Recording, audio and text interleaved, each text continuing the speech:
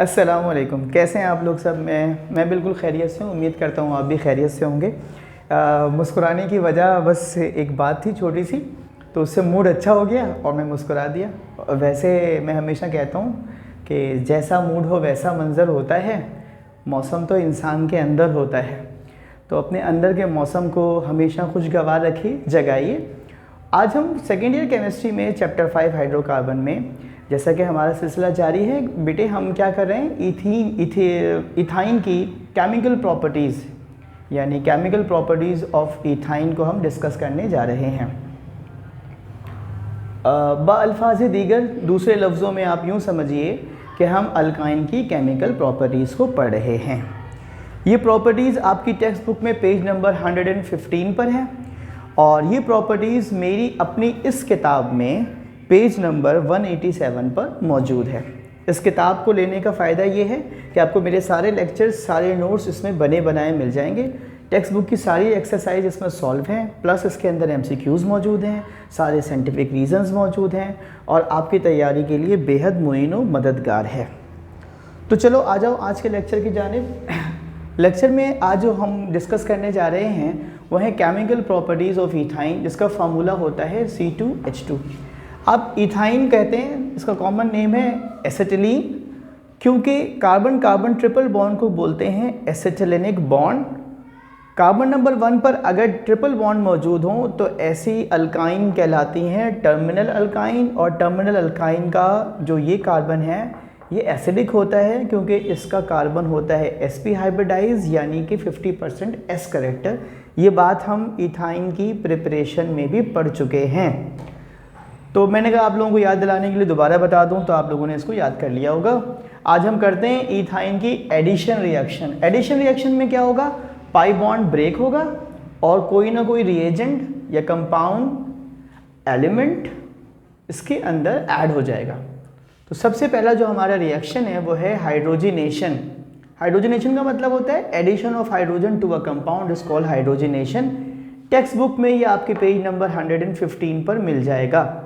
Hydrogen को जब आप ऐड करेंगे इक्वेशन में, तो इक्वेशन कुछ इस तरह से बनेगी, CHCH + H2। इसको हीट करेंगे, इसका टेम्परेचर की रेंज है 250 to 300 डिग्री सेंटीग्रेड। निकल, प्लेटिनम जो भी आपको मिल जाए इसमें आप सहूलतकार के तौर पर एज ए कैटलिस्ट यूज़ करेंगे। जैसे ही आप इथाइन की हाइड्रोजनेशन करेंगे तो इथाइन आपका कन्वर्ट हो जाएगा इथीन में।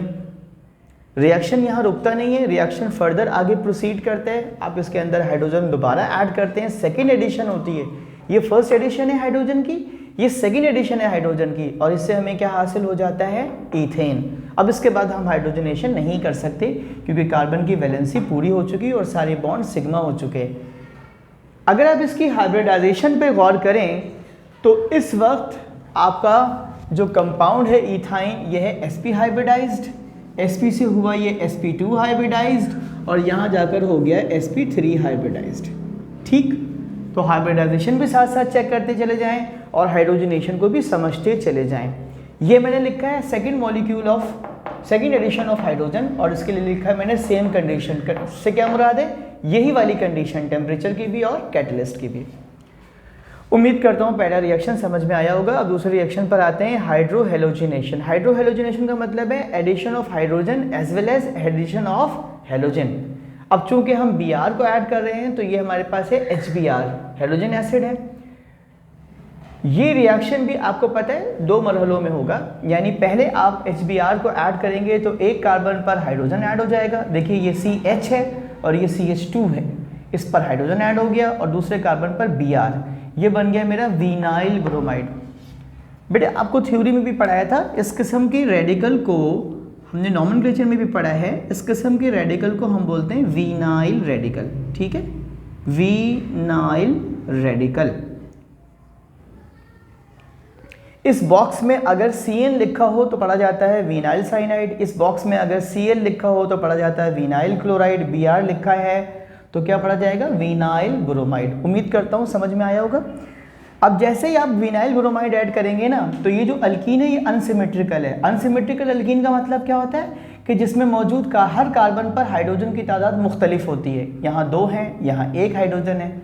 तो एक रूल है जिसको हम कहते हैं मार्कोनिकॉफ रूल, और मार्कोनिकॉफ रूल की स्टेटमेंट क्या है, वो कहता है when unsymmetrical alkenes are subjected for hydrohalogenation, और जब किसी अनसिमेट्रिकल अल्कीन का रिएक्शन हेलोजन एसिड से होता है, देन द हेलोजन एटम और negative part of the halogen acid add to that carbon atom which contain least number of hydrogen atom. देखिए इस हेलोजन एसिड का जो नेगेटिव पार्ट है वो कौन सा है, ब्रोमीन का, ठीक, ब्रोमीन का।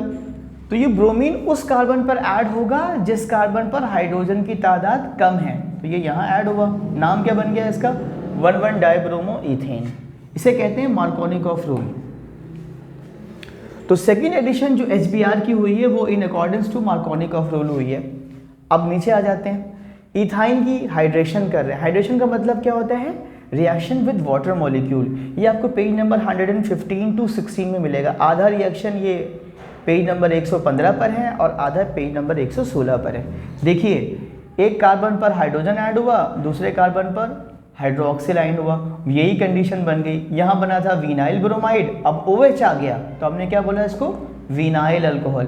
इस विनाइल अल्कोहल की रीअरेंजमेंट होती है, डबल बॉन्ड शिफ्ट करता है हाइड्रोजन की तरफ, तो मैंने इस तरफ घुमा दिया, और हाइड्रोजन ऐड होता है कार्बन पर, तो मैंने इसको इस तरफ घुमा दिया। देखें ये हो गया CH3CHO, अल्डेहाइड का फॉर्मूला है। 2 कार्बन वाला अल्डेहाइड क्या होता है बेटा, इथेनॉल, और इसका कॉमन नेम क्या है, acid aldehyde. Acid means 2 carbon.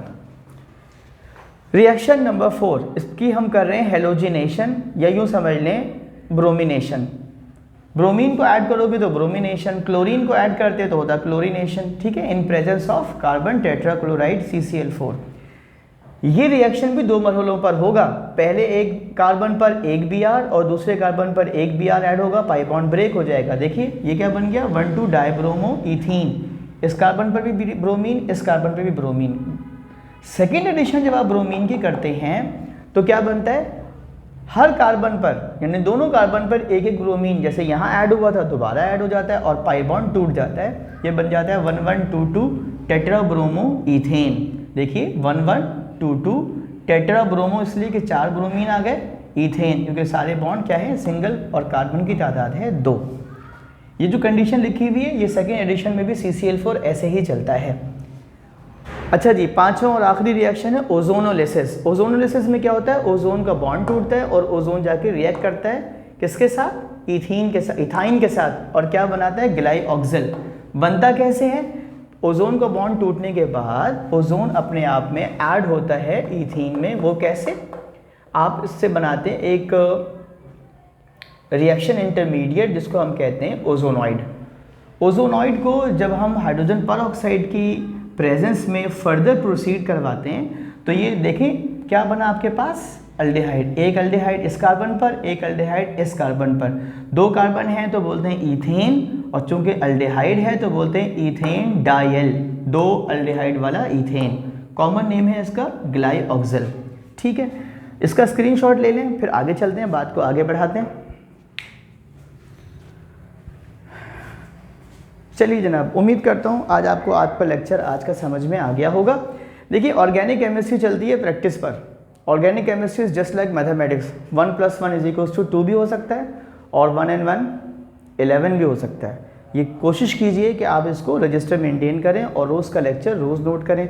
Lecture पसंद आया हो तो अपने दोस्तों के साथ उसको शेयर करें। जाते जाते मैं आपको 2 शेर सुना कर चला जाता हूँ जो मुझे याद आ रहे हैं। हिसाबे उम्र का इतना सा गोशवारा है, उसे निकाल के देखा तो सब खसारा है। इश्क में एक तुम हमारे हो, बाकी जो कुछ है सब तुम्हारा है। अल्लाह हाफिज़।